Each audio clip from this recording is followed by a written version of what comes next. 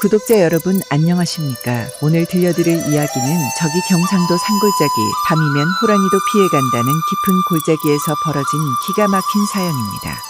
겉으로는 고고한 척, 점잖은 척하지만 속으로는 음흉한 욕심이 들끓던 늙은 양반과 청상과부가 되어 밤마다 허벅지를 꼬집으며 긴 밤을 지새워야 했던 한 여인, 그리고 그 집에 굴러들어온 묘한 사내의 이야기입니다.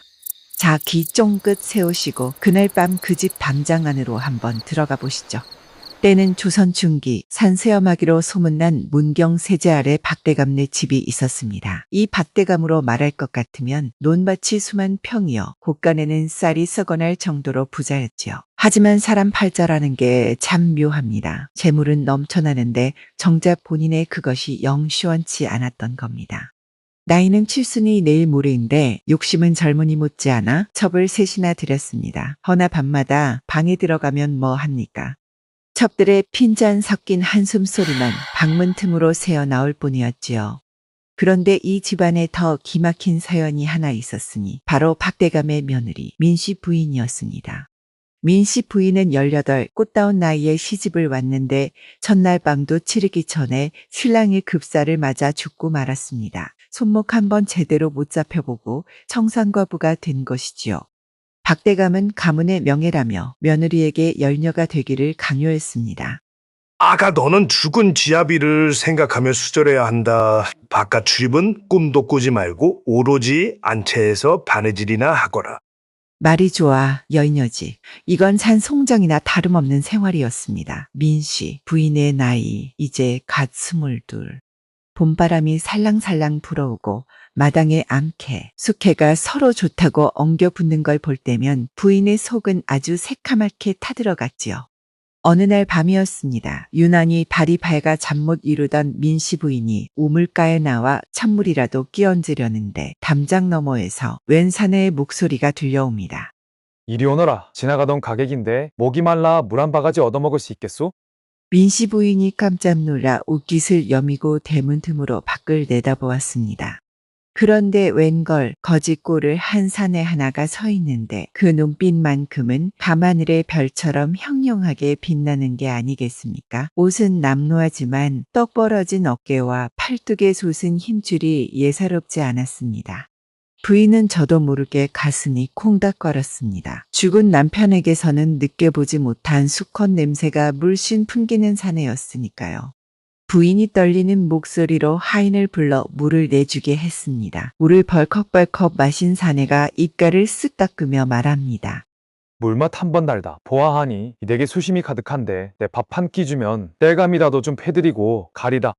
마침 집안에 힘쓰는 머슴이 병이나 알아누워 있던 터라 박대감은 밥 한 끼에 이를 부려먹을 심산으로 그 사내를 들였습니다. 그 사내의 이름은 돌쇠라고 했습니다. 다음 날부터 돌쇠가 장작을 패는데 이건 뭐 도깨비가 방망이 휘두르는 것 같습니다. 지게 가득 나무를 싣고 와서는 마당 한가운데 펄썩 내려놓고 우통을 훌러덩 벗어던진 채 도끼질을 시작합니다. 내리꽂는 도끼날에 아름드리 찬 나무 장작이 두부 썰리듯 쩍쩍 갈라집니다. 그때마다 돌쇠의 등판에서는 땀방울이 비오듯 쏟아지고 그 탄탄한 근육이 꿈틀거리는데 안채마루 끝에 앉아 바느질하던 민씨 부인, 바늘에 손이 찔리는 줄도 모르고 그 광경을 훔쳐봅니다. 어머나 세상에, 저런 힘은 어디서 나오는 걸까?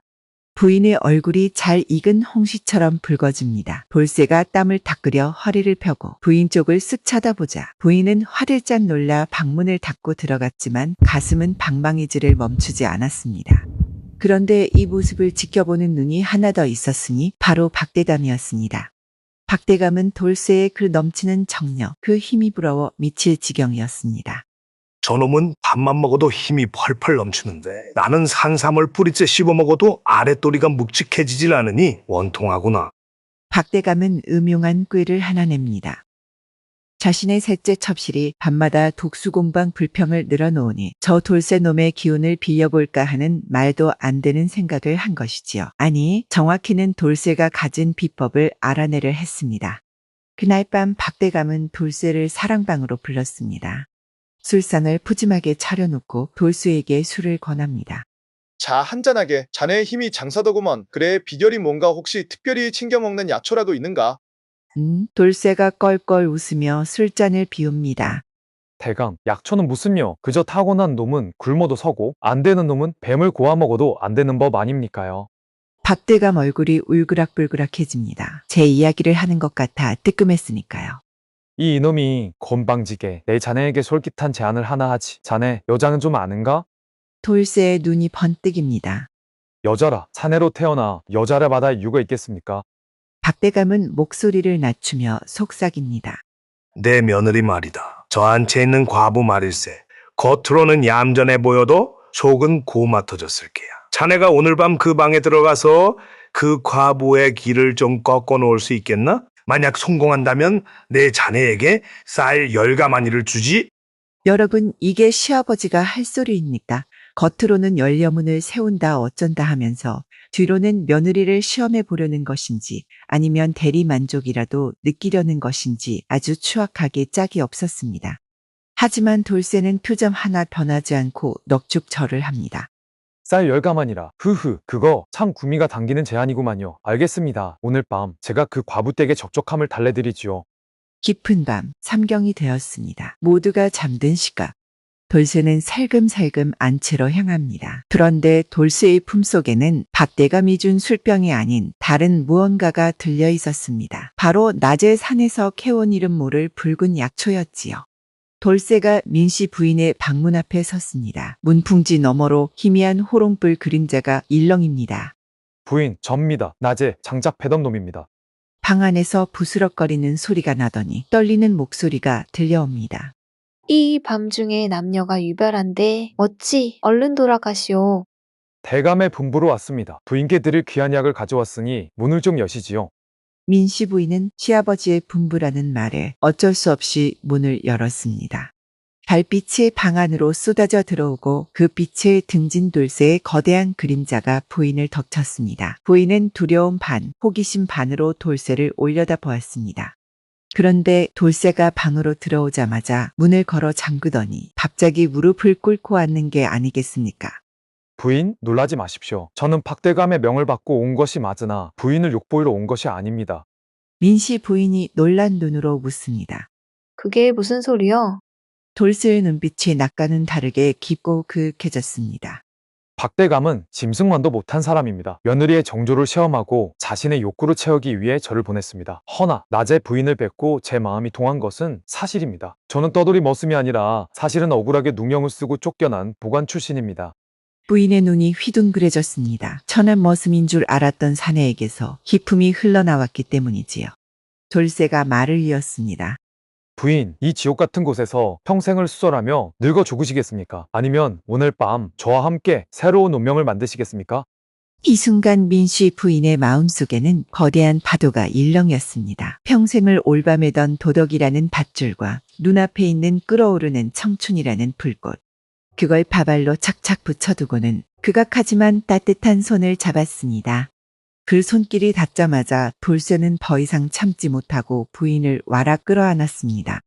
돌쇠의 뜨거운 입김이 부인의 목덜미를 스치자 부인은 그만 다리에 힘이 풀려 주저앉고 말았습니다.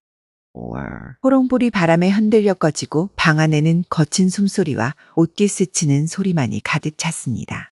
밖에는 마른 하늘에 천둥이 쳤습니다. 마치 두 사람의 운명을 예고하듯이 말이죠. 하지만 이야기는 여기서 끝이 아닙니다. 사랑방에서 귀를 쫑긋 세우고 있던 박대감. 아무리 기다려도 비명소리나 거부하는 소리가 들리지 않자 슬금슬금 안채로 기어오기 시작하는데 과연 박대감은 이 현장을 덮칠 수 있을까요? 그리고 돌쇠가 품고 있던 진짜 계획은 무엇이었을까요? 오늘도 끝까지 시청해 주셔서 감사합니다. 다음 내용들도 알차게 준비해 보겠습니다. 구독과 좋아요는 큰 힘이 됩니다. 감사합니다.